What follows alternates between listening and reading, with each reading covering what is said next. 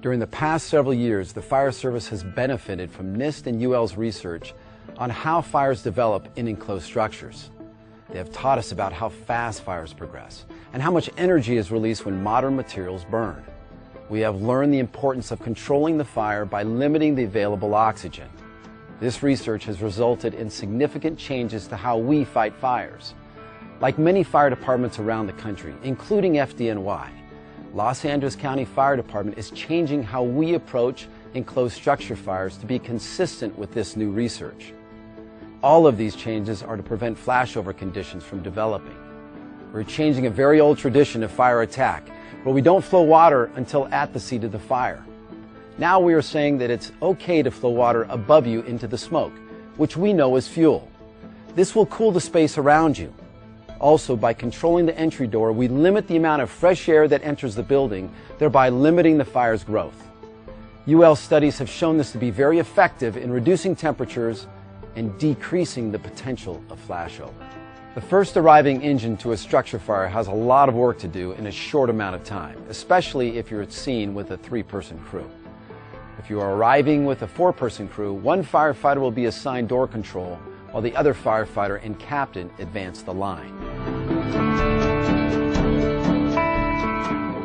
As the door control firefighter, your job is to control the flow path of fresh air to the fire. You are trying to keep the fire ventilation limited or oxygen deprived. When the door control firefighter arrives at the entry point, the firefighter will assess the door. If the door is open, close it until the line is ready to be advanced. If the door is locked, force entry and control the access point. The firefighter assigned to door control establishes an equipment pool. This consists of a flashlight and irons, forcible entry tools. These tools are used to keep the fire attack team aware of their point of entry in the event of a rapid egress.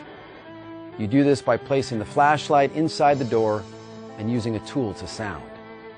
After the fire attack team has entered the structure, the door control firefighter places the flashlight inside the door and then closes the entry door 2/3 of the way to control the flow path. If you are the door control firefighter, you need to assist the fire attack crew by feeding the line past the door. Your hand needs to be on the attack line to assist with hose advancement or withdrawal, and so you know when the attack crew is flowing water. Having your hand on the line is critical. This informs you when water is flowing so you can coordinate ventilation at the door. The door control firefighter will advise the fire attack crew of changing conditions. When the water is applied to the fire and steam is produced, the door control firefighter should open the door and allow the steam to escape. If the fire attack crew has to travel a distance away from the door, as the door control firefighter, you can enter the structure in order to better communicate the point of entry to your attack team. The fire attack firefighter pulls the attack line to the front door and prepares the line for entry by rick-racking the hose at the entrance. Once at the door, you call for water and don your SCBA and gloves. When the hose is charged, you bleed the line and check the nozzle pattern prior to entering the building. The nozzle pattern should be a straight stream. Before entry, check for heat by applying a short burst of water onto the upper third of the door. If steam is produced, you know you have heat. The next several tasks of the team is critical to limiting the fire's growth and effectively getting inside to control the fire. As the nozzle firefighter and the captain are ready to advance inside the door control firefighter opens the door cautiously. Once the door is cracked open, the firefighter at the nozzle flows a straight stream at the ceiling to check the temperature. If the water is converted to steam and doesn't return in the form of water droplets, this indicates high heat at the ceiling. This is a watch out in structure firefighting. High heat at the ceiling can mean the fire is rapidly moving toward flashover. Slowing the fire's progression at this point is achieved by taking a leg out of the fire triangle. When the temperature is reduced enough to allow water droplets to return from the ceiling, the fire attack crew advances the line further into the structure. Bouncing short bursts of water off the ceiling into the smoke layer should occur while the line is advanced into the building. Be careful not to flow too much water. Maintain your thermal balance by flowing enough water so the heated gases contract when cooled. Too much water can create steam that expands and collapses the neutral plane. If you note a change in conditions, flow some water to check the heat. It's about building your situational awareness inside the structure. The water in your hose line is your lifeline. It is your tool to put the fire out and to keep you safe. Use it. A little water on the furnishings around you won't destroy them. However, not flowing water and crawling into a flashover will destroy you and those you are attempting to save. Numerous NIOSH firefighter fatality reports and recent incidents around the country are evidence of this statement being true.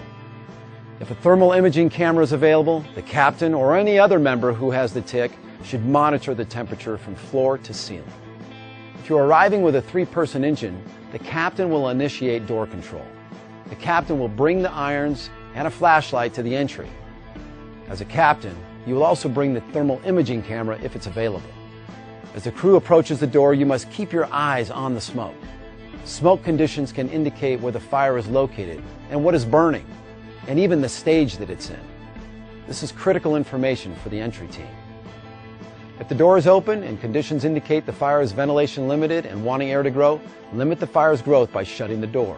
This is the captain's responsibility when the 3-person engine company arrives. If the door is locked, force entry and control the access. After the attack line is charged, the firefighter specialist will assume the door control position until relieved by the next arriving unit. We understand that this is something new. Well, convince yourself of the value of this information by reviewing the research.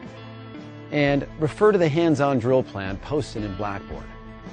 And lastly, make sure you get out there and practice. Review each position.